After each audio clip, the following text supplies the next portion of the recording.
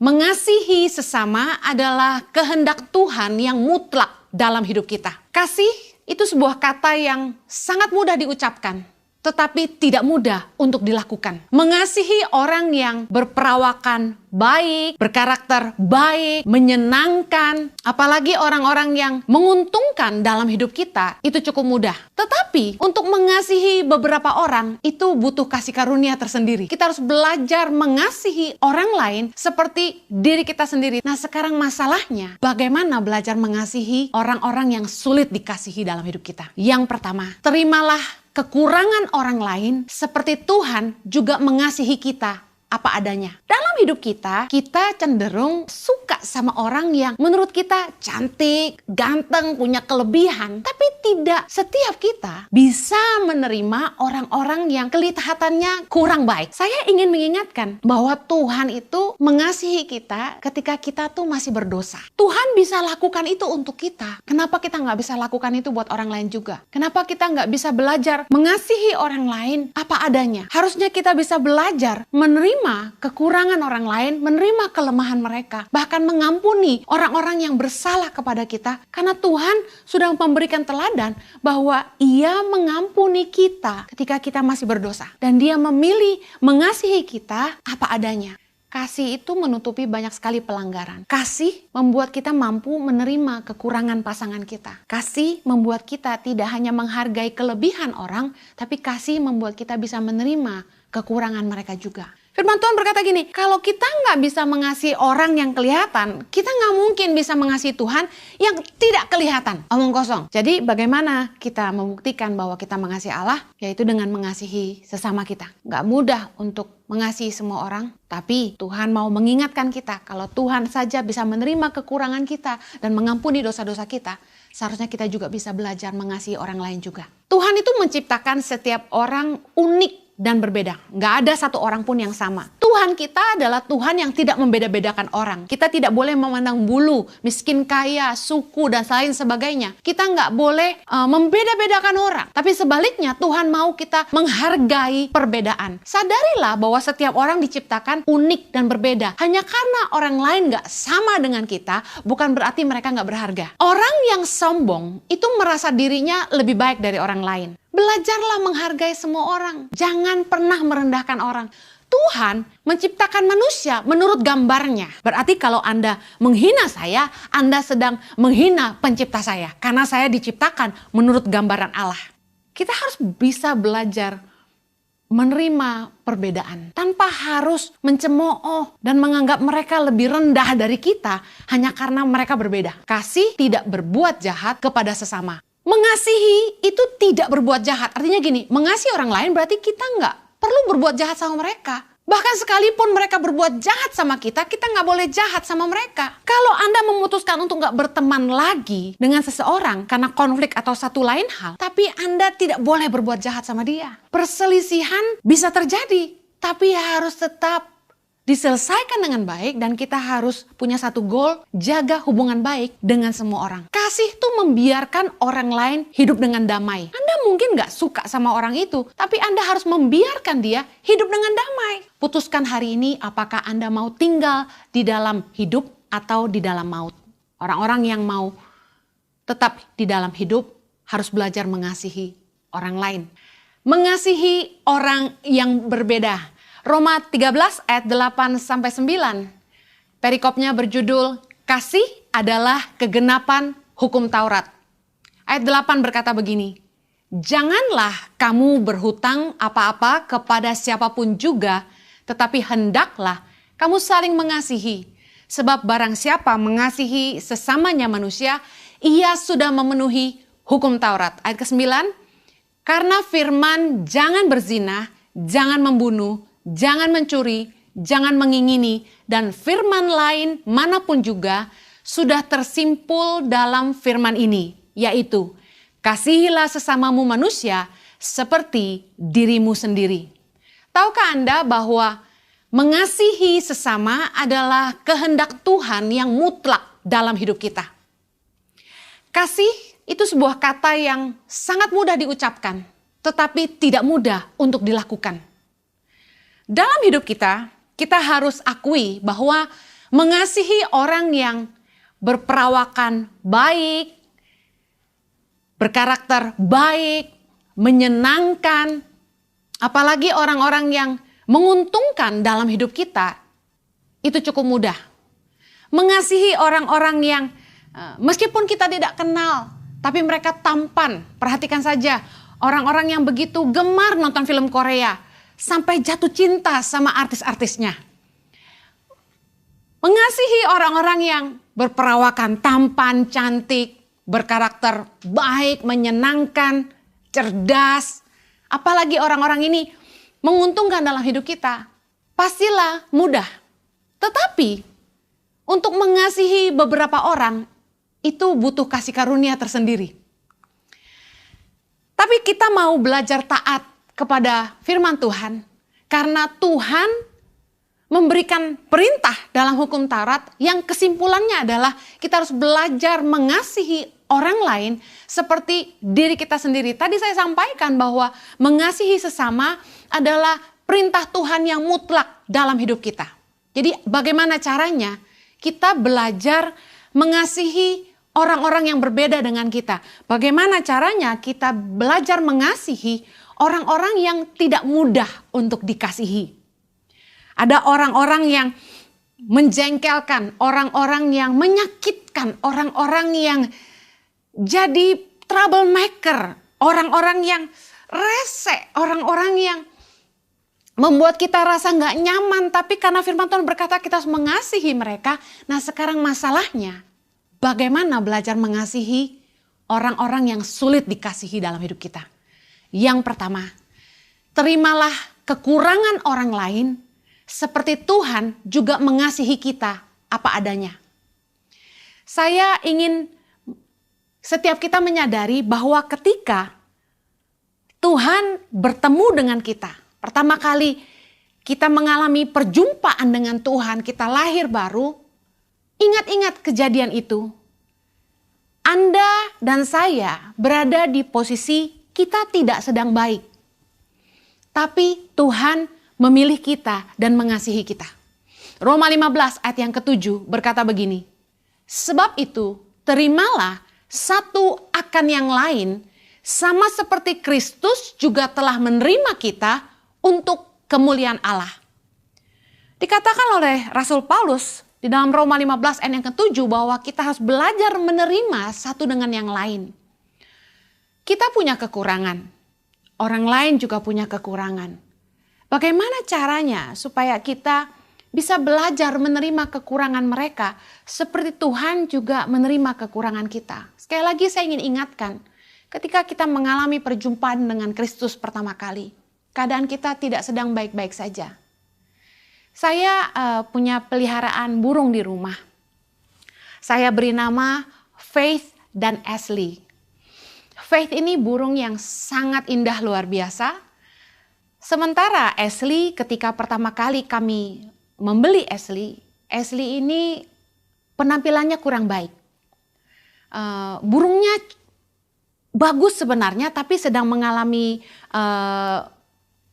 istilahnya bulu-bulunya rontok semua dan tampangnya nggak bagus. Pemilik sebelumnya tidak memelihara Ashley dengan baik, kurus, bulunya berantakan. Dan apa yang terjadi? Faith selalu menyerang Ashley. Gak suka sama Ashley. Faith ini selalu menggigit Ashley. Kami coba tunggu 1 minggu, tetap tidak mau berteman. Kami taruh kandangnya sebelahan, tetap tidak mau berteman. Kami tunggu 2 minggu, tetap tidak mau berteman. Kami tunggu 1 bulan, tetap tidak mau berteman juga. Setelah 3 bulan kemudian, kami coba lepaskan Ashley supaya bisa jadi satu kandang dengan Faith. Apa yang terjadi? Faith menyerang Ashley. Tapi setelah 4 bulan kemudian, bulu-bulu Ashley mulai tumbuh. Ashley mulai tampak begitu cantik.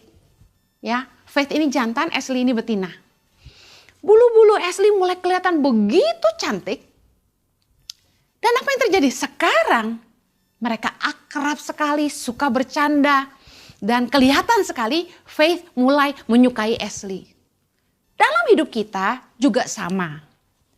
kita cenderung suka sama orang yang menurut kita cantik, ganteng, punya kelebihan. Tapi tidak setiap kita bisa menerima orang-orang yang kelihatannya kurang baik. Saya ingin mengingatkan bahwa Tuhan itu mengasihi kita ketika kita tuh masih berdosa. Roma 5 ayat yang ke-8 berkata begini. Akan tetapi Allah menunjukkan kasih-Nya kepada kita oleh karena Kristus telah mati untuk kita ketika kita masih berdosa. Mari kita bacakan sekali lagi dengan seksama. Dikatakan, tetapi Allah menunjukkan kasih-Nya kepada kita oleh karena Kristus telah mati untuk kita ketika kita masih berdosa. Tuhan itu mengasihi kita ketika keadaan kita sedang buruk, keadaan kita sedang tidak baik.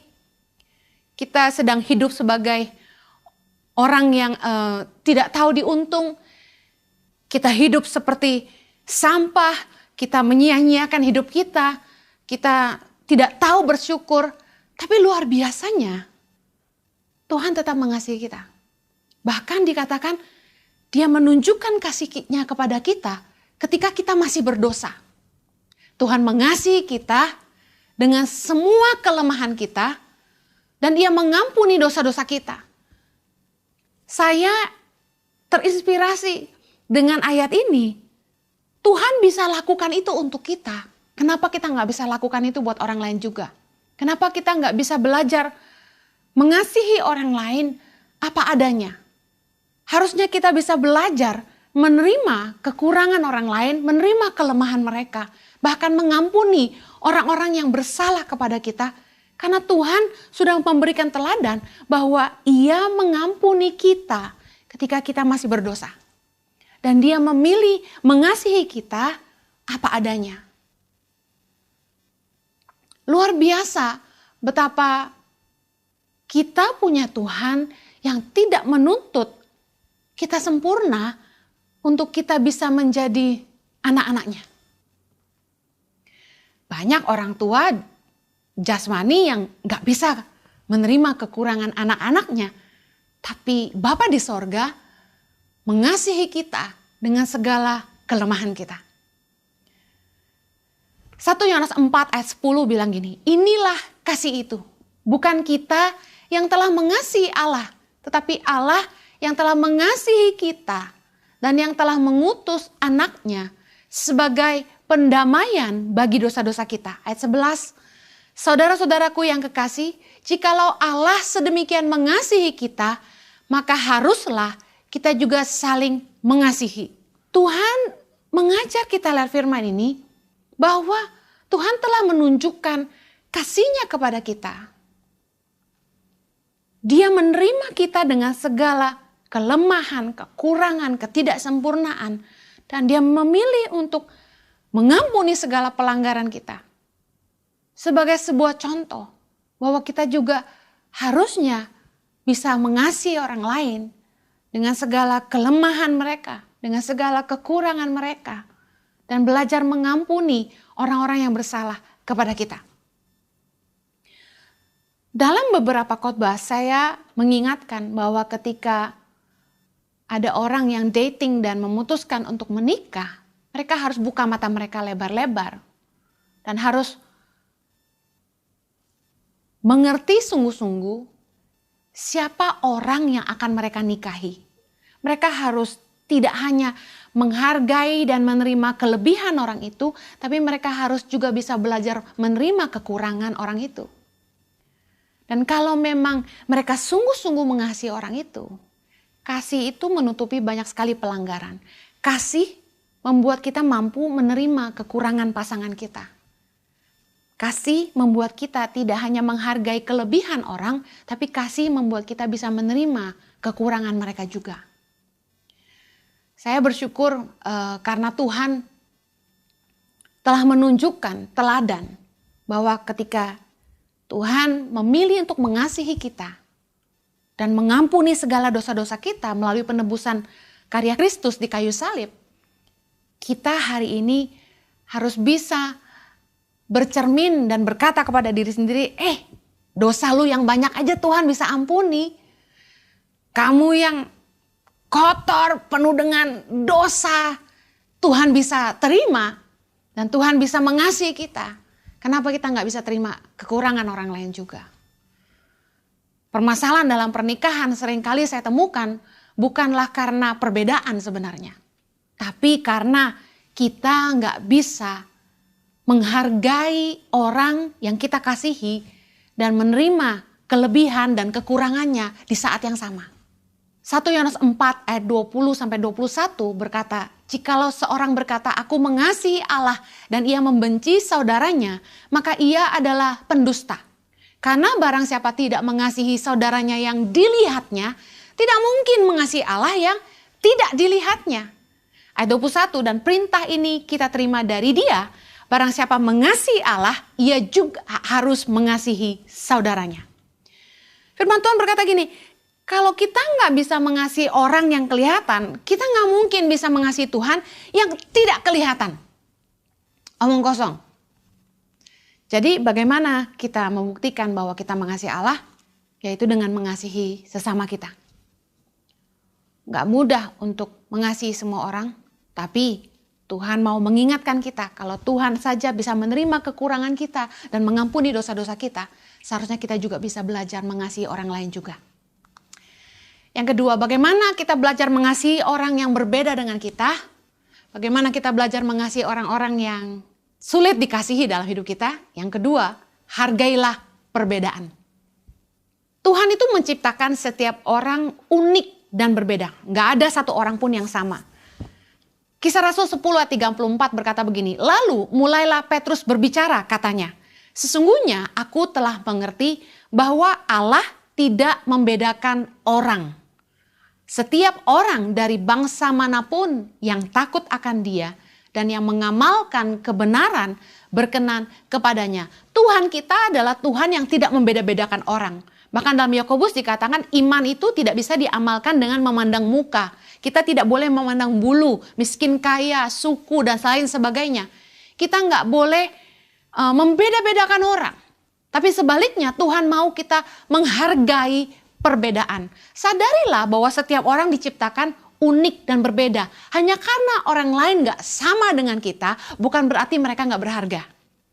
Kita tuh seringkali gak suka sama orang yang beda dengan kita. Makanya ada istilah birds always fly with the same feather. Burung selalu terbang dengan sejenisnya. Kenapa? Lebih nyambung. Kita gak suka sama orang yang beda sama kita. Saya mau kasih tahu.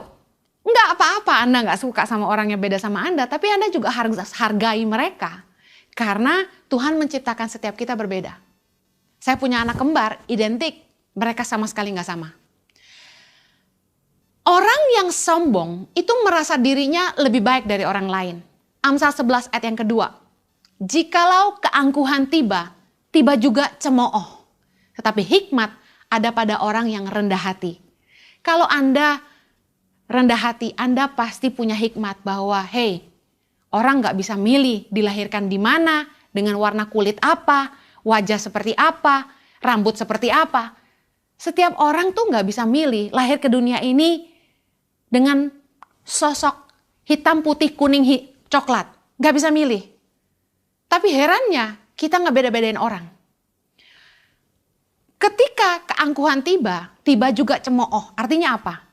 Seringkali itu kita mencemooh orang lain karena kita melihat kita lebih baik dari mereka. Contoh, yang putih merasa yang hitam jelek.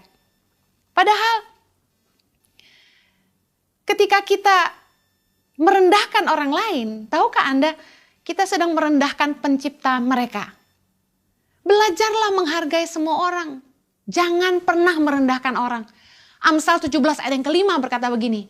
Siapa mengolok-ngolok orang miskin, menghina penciptanya. Siapa gembira karena suatu kecelakaan tidak akan luput dari hukuman.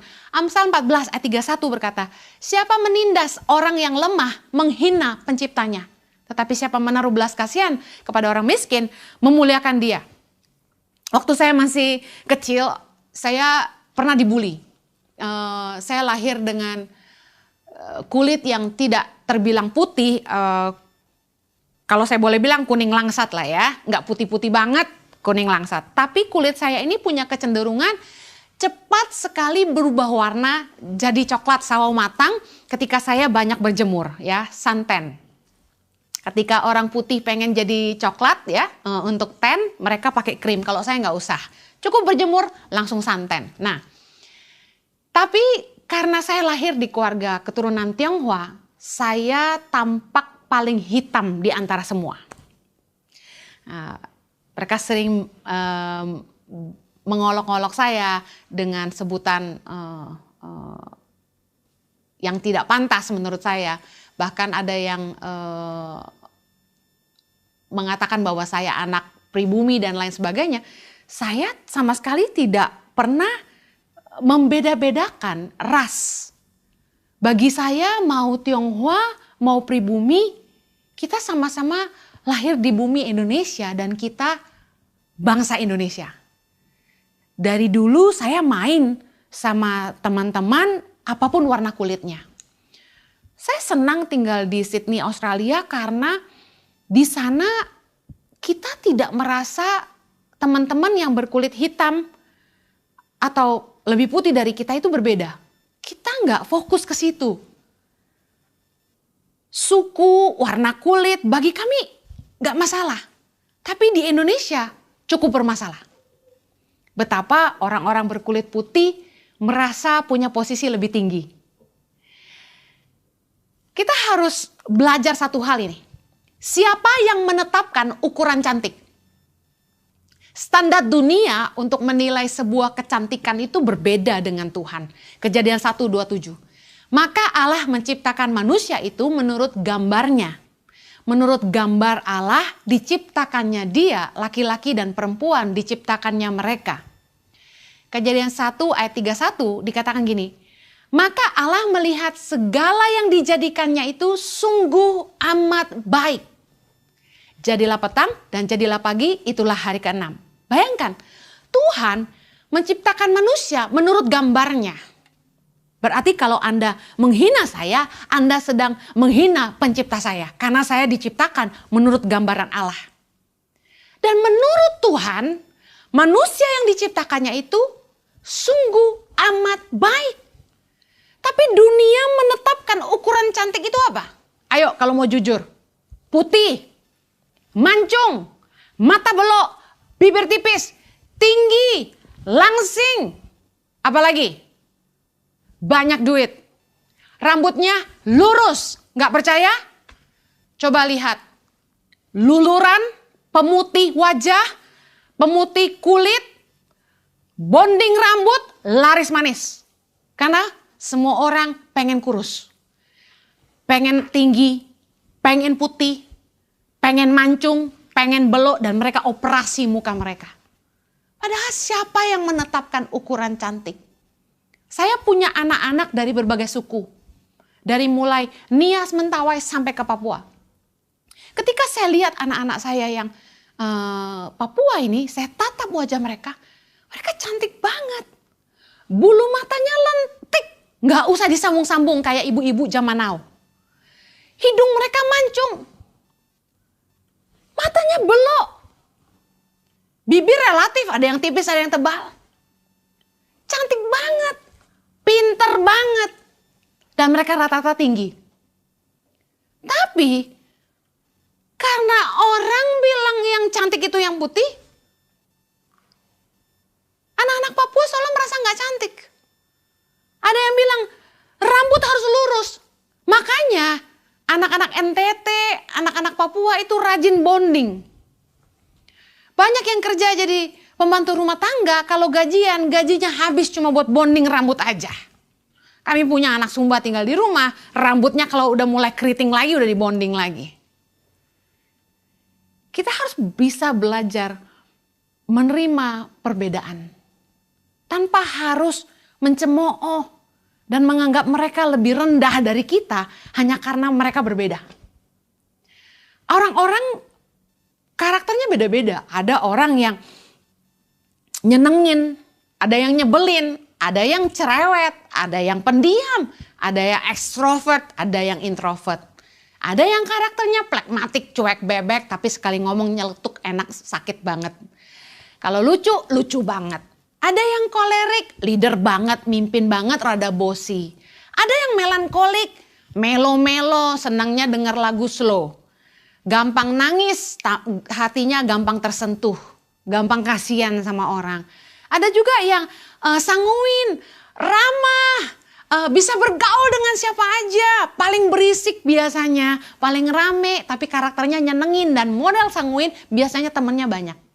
Nah, beberapa orang itu lebih suka sama orang yang tipe sanguin. Tapi beberapa orang yang lain senang sama yang melankolik. Saya kasih contoh saya sama Jojo aja. Lebih mudah untuk orang mengasihi Jojo daripada mengasihi saya. Kenapa? Jojo sanguin banget, ramah banget. Kalau ketemu orang, halo, bisa cerita.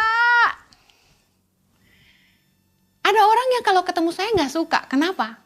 Saya nggak bisa basa-basi, saya nggak hafal nama orang, saya orangnya males diajak keluar, karena saya orangnya family oriented banget. Bayangkan gini, kalau papa mama modelnya kayak Jojo, sukanya keluar, ketemu teman, kumpul-kumpul sama teman, terus siapa yang ngurus rumah? Siapa yang ngurus anak-anak? Tapi bayangkan kalau misalnya semua orang sukanya model kayak saya, yang gak banyak teman, diem di rumah, kuper. Saya kasih tahu, dua-dua itu baik di mata Tuhan, tapi seringkali kita gak suka sama orang karena kita punya preference, makan aja ada selera, demikian juga pertemanan kita. Tapi saya mau bilang gini, bagaimana kita belajar mengasihi orang yang berbeda sama kita. Ada yang pertama, kita terima kekurangan mereka seperti Tuhan juga menerima kekurangan kita. Dan yang kedua, kita harus belajar menghargai siapapun mereka. Menghargai perbedaan-perbedaan yang ada. Dengar baik, Tuhan mau kita menghargai perbedaan. Karena barang siapa mengolok-ngolok sesamanya, mereka sedang mengolok-ngolok Sang Pencipta. Yang terakhir, bagaimana kita belajar mengasihi orang yang berbeda dengan kita. Bagaimana kita belajar mengasihi orang-orang yang sulit dikasihi. Yang ketiga, kasih tidak berbuat jahat kepada sesama. Roma 13 ayat yang 10 bilang gini, kasih tidak berbuat jahat terhadap sesama manusia. Karena itu kasih adalah kegenapan hukum Taurat. Kita tidak harus dekat dengan semua orang. Bahkan tidak semua orang harus jadi teman kita. Setiap orang punya hak untuk menentukan lingkaran pertemanannya. Hubungan itu mulai dari tidak kenal, kemudian kenalan, kemudian teman, lalu teman baik, lalu jadi sahabat dan jadi sahabat karib. Nah, tidak semua orang harus dekat sama kita. Kita berhak menentukan siapa yang boleh jadi sahabat kita. Mungkin ada orang-orang tertentu yang kita cuma mau mereka sekedar jadi kenalan kita. Nah, makanya ketika Anda bangun hubungan sama orang, Anda harus peka dalam hal ini. Sejauh mana orang itu ingin bangun hubungan sama Anda. Nah, dikatakan oleh firman Tuhan dalam Roma 13 ayat 10, kasih tidak berbuat jahat terhadap sesama manusia. Tentu dalam hubungan kita dengan orang lain akan ada perselisihan-perselisihan. Lalu gak cocok, gak bisa kerja bareng, gak bisa jalan bareng, gak bisa temenan. Orang pacaran aja ada putusnya. Lalu gimana dong? Dengar baik. Kasih tidak berbuat jahat terhadap sesama manusia. Sejauh Anda bisa baik-baik dengan semua orang, tidak masalah Anda tidak berteman dengan mereka. Yang penting Anda nggak jahat sama mereka. Pasti Anda berpikir, kok kita milih-milih teman? Firman Tuhan mengajar kita untuk tidak bergaul dengan beberapa kelompok orang. Amsal 24 ayat 1 contohnya, jangan iri kepada orang jahat, jangan ingin bergaul dengan mereka. Firman Tuhan mengajar kita untuk tidak bergaul dengan orang jahat. Boleh nggak kita pilih-pilih siapa yang boleh jadi teman kita? Boleh dong. 1 Korintus 5 ayat 11. Tetapi yang kutuliskan kepada kamu ialah supaya kamu jangan bergaul dengan orang yang sekalipun menyebut dirinya saudara adalah orang cabul, orang kikir, penyembah berhala, pemfitnah, pemabuk, atau penipu, dengan orang-orang demikian, janganlah kamu sekali-kali makan bersama-sama. Makan bersama tuh bangun hubungan. Orang kalau ngajak kita makan bareng-bareng, makan sama-sama, berarti orang itu punya intensi untuk bangun hubungan yang lebih dengan kita. Nah, firman Tuhan berkata, jangan bergaul dengan orang yang cabul, kikir, penyembah berhala, pemfitnah, pemabuk, penipu. Jangan bahkan makan sama dengan mereka. Berarti firman Tuhan mengajar, kita berhak memilih siapa yang ada dalam lingkaran pertemanan kita. Nah, masalahnya gini, kalau kita nggak suka sama orang, kebanyakan orang cenderung ngejelek-jelekin orang lain. Ketika kita berselisih paham dengan teman, berselisih paham dengan atasan, berselisih paham dengan keluarga, kita malah berusaha menjatuhkan mereka. Kita malah berusaha menjelek-jelekan mereka. Padahal gini, harusnya kita ngerti, kita punya hak menentukan lingkaran pertemanan, siapa yang dekat dengan kita. Tetapi gini, kita harus jaga hubungan baik dengan semua orang. Mengasihi itu tidak berbuat jahat. Artinya gini, mengasihi orang lain berarti kita nggak perlu berbuat jahat sama mereka. Bahkan sekalipun mereka berbuat jahat sama kita nggak boleh jahat sama mereka. Kalau Anda memutuskan untuk nggak berteman lagi dengan seseorang karena konflik atau satu lain hal, it's fine untuk tidak berteman lagi. Tapi Anda tidak boleh berbuat jahat sama dia. Perselisihan bisa terjadi, tapi harus tetap diselesaikan dengan baik dan kita harus punya satu goal, jaga hubungan baik dengan semua orang. Kasih itu membiarkan orang lain hidup dengan damai. Anda mungkin gak suka sama orang itu, tapi Anda harus membiarkan dia hidup dengan damai. Roma 12 ayat 17-18 berkata gini, janganlah membalas kejahatan dengan kejahatan. Lakukanlah apa yang baik bagi semua orang sedapat-dapatnya. Kalau hal itu bergantung padamu, hiduplah dalam perdamaian dengan semua orang. Kita gak boleh balas kejahatan dengan kejahatan. Bahkan firman Tuhan berkata, lakukan apa yang baik bagi semua orang. Bahkan kalau itu bergantung sama kita, pilihannya cuma satu, hidup damai dengan semua orang. Ibrani 12:14a juga bilang, berusahalah hidup damai dengan semua orang. Kalau orang tidak suka pada Anda, apa yang Anda mau orang itu lakukan terhadap Anda? Karena kita nggak bisa ngelarang orang untuk tidak suka sama kita. Orang punya hak untuk suka atau tidak suka sama kita. Kita nggak bisa marah hanya karena mereka nggak suka sama kita. Kita nggak bisa maksa orang untuk suka sama kita. Tapi kalau orang itu tidak suka sama kita, apa yang kita harus lakukan? Balik lagi ke Matius 7:12 yang berkata, segala sesuatu yang kamu kehendaki supaya orang perbuat kepadamu, perbuatlah demikian juga kepada mereka. Sebelum kita melakukan sesuatu terhadap orang lain, kita harus bertanya sama diri sendiri, maukah saya diperlakukan demikian? Nah, kasusnya kalau ada orang yang gak suka sama Anda maunya dia bagaimana? Kalau saya akan memilih gini, oke, kamu boleh gak suka sama saya, tapi paling enggak, jangan ganggu saya. Mari jalani hidup masing-masing.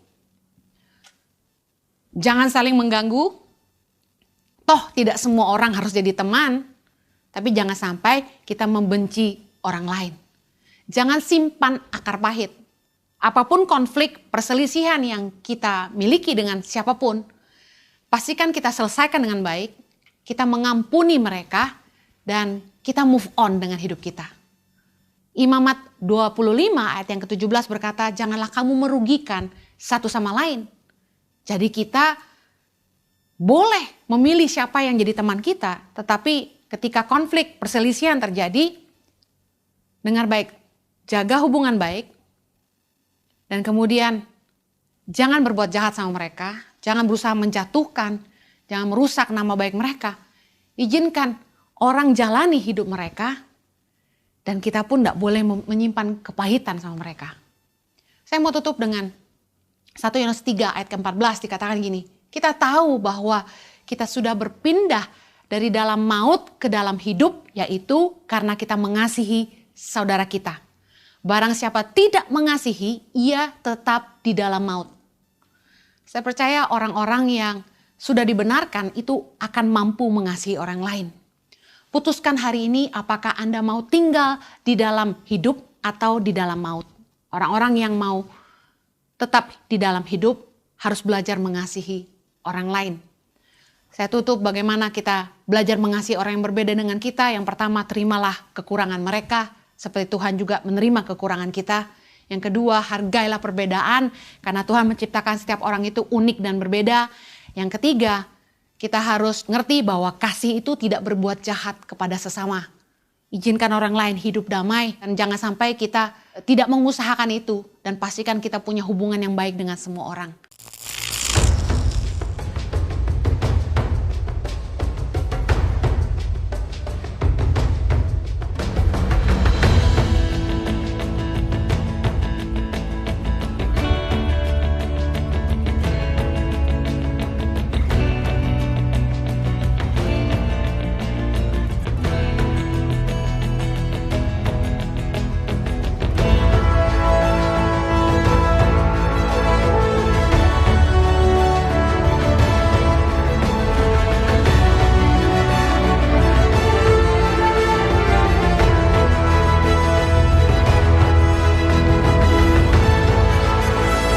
Suka duka, perjuangan guru tangan pengharapan dalam membangun pendidikan di pedalaman Indonesia.